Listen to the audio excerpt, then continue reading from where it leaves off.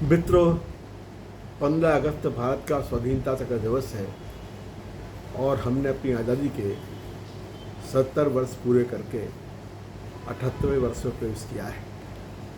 परंतु बहुत दुख होता है कि 77 वर्ष की आज़ादी में हम अपने देश के लिए एक राष्ट्रभाषा तय नहीं कर पाए।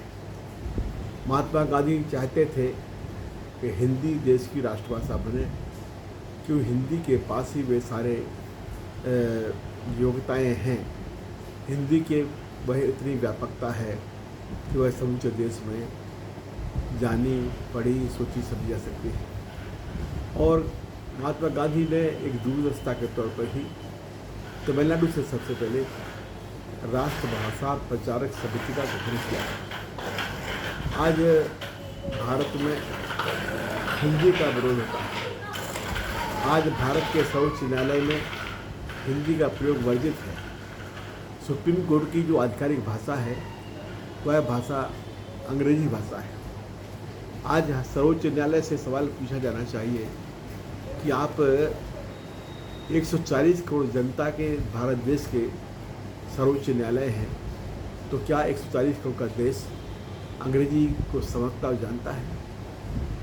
हो सकता है कि कुछ लोग हों जो अंग्रेजी को जानते समझते हों, परंतु आज देश की आम आदमी की लूट न्यायपालिका में होती है, क्योंकि कानून जब अंग्रेजी में होता है और वो एक आम आदमी की समझ में नहीं आता है तो वकीलों के पास जाके लुट जाता है।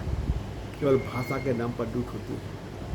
आज भाषा के नाम पर नौकरशाही में वो लोग पहुँच जाते हैं जिनका संबंध या जुड़ाव भारत के साथ उस प्रकार नहीं है जिस प्रकार का किसी गांव के बच्चे का हो सकता है, गांव की मिट्टी में पैदा हुए इंसान का हो सकता है।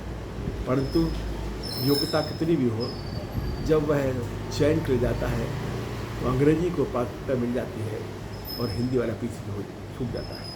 आज बहुत दुख होता है कि इतने वर्षों के बाद भी हिंदुस्तान में कुछ लोग अंग्रेजी का समर्थन करते हैं और हिंदी का विरोध करते हैं। क्या हिंदी का कोई साम्राज्यवाद है? क्या हिंदी के कोई आतंकवाद है? आखिर हिंदी से क्यों? दरअसल राज्य काल से लोग हिंदी का विरोध करते हैं, वो चाहे तमिलनाडु हो, वो चाहे महाराष्ट्र हो।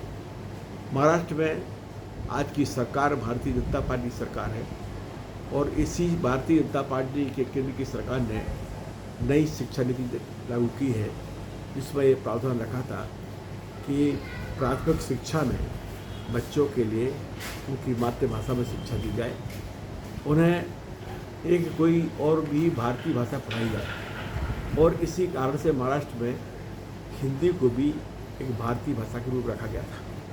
परंतु ये आश्चर्य की बात है कि महाराष्ट्र की सरकार ने ठाकरे परिवार के विरोध के आधार पर या बहाने के आधार पर कहा जाए, वहाँ के मुख्यमंत्री ने हिंदी की शिक्षा को रोक लगा दिया। महाराष्ट्र जहाँ भाजपा सरकार जो कहती है हिंदी हिंदू हिंदुस्तान, उस सरकार ने नई शिक्षा नीति के प्रावधान के ऊपर अमल किया है। तो यह जो दिमाग है, यह जो सोच है, यह राष्ट्रभाषा का खिलाफ का सोच है और आज देश के लोगों को उस पर सोचना चाहिए।